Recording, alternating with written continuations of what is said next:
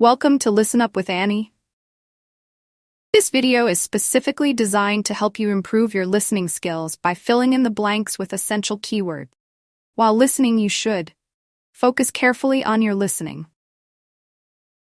Have a notebook and pencil ready to make your practice more effective. Pay attention to the keywords or phrases you need to fill in the blanks, and write them down as you hear them. There's an answer page for you to check your work in the description below. Now let's get started. Hi, Jake. How are you getting on with the practical teaching? It's harder than I expected, but I've got some great classes. How about you? Not brilliant. I'm really struggling with my Year 12 science class. Are they hard to control? Well, I don't have discipline problems as such. It's just that they don't seem to think that science has anything to do with their lives. It's depressing. They listen to what I say, and I gave them a test last week, and the results weren't too bad. But there's no real engagement. Right. And as part of my teaching practice, I have to design an experiment for them to do. I was wondering about something on the children's diets, asking them to record what they eat and maybe linking it to their state of health. Let's think. So your methodology would involve the children recording what they eat, okay, but you'd also need to have access to the children's medical records, and I don't think people would be happy about that. Confidentiality would be an issue. If you could get the right data, the conclusions might be significant, but I suspect it's not going to be easy. Right. Have you thought about doing an experiment using animals? Wouldn't that be upsetting for the children? Well, the animals don't have to be harmed in any way. It could just be an experiment where they're given a certain diet and the effects are observed. Would I have to get permission to use animals? Yes, you'd have to submit an outline of the experiment and fill in a form, but it's quite straightforward. But if we found out that, say, a particular diet affects the health of animals, the same thing wouldn't necessarily be true for people, would it? No, that's true. But the findings for any experiment are going to be limited. It's inevitable. I suppose so. So, what animals could I use to investigate the effects of diet? Mice? Yes, you'd need experimental mice, ones that have been specially bred for experiments.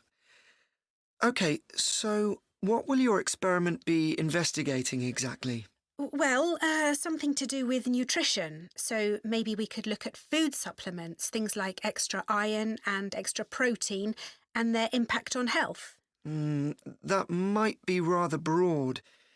Maybe just look at the effects of one supplement, like sugar, on the health of the mice? In fact, maybe the focus could be on whether mice can control their own diet. So what happens when they have access to more sugar that they don't really need? Exactly. Do they eat it, or do they decide to leave it? Great. Then later on you could do a follow-up experiment adding another variable. Like you could give some of the mice the chance to be more active, running on a wheel or something, and the others just sit around and don't do much. Or I could repeat the experiment but change the type of food I provided, or use mice with a different genetic structure. But I think your idea would be more interesting. I might think about that some more. So, can I talk through a possible procedure for the experiment where mice are given a sugar supplement? Sure. I did a similar experiment in college, actually. Great. So, how many mice would I need? I'd say about 12, and all young ones, not a mixture of old and young. OK. And I'd need 2 groups of equal sizes, so 6 in each group. And how would I tell them apart? I suppose I could put some sort of tag on one group or just mark them in some way. You could use food colouring. That wouldn't hurt them. Perfect. Then each group would go into a separate cage, and one group, let's call them Group A, would be the control group. So they'd just have ordinary mouse food. I suppose you can buy that? Yes, it comes in dry pellets. And the other group would have the same as the first group, but they'd also have the extra sugar. Would you just give them straight sugar? It might be better to give them something like cereal with it.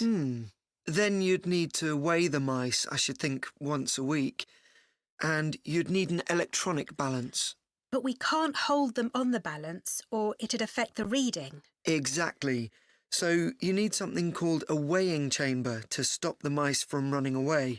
It sounds complicated, but actually you can just use a plastic box with holes in the top. OK. So once we've measured the weight gain of each mouse, we can work out the average for each group, as well as the standard deviation, and then see where we go from there. That sounds cool. I think the students will enjoy it. Yes. One thing you must remember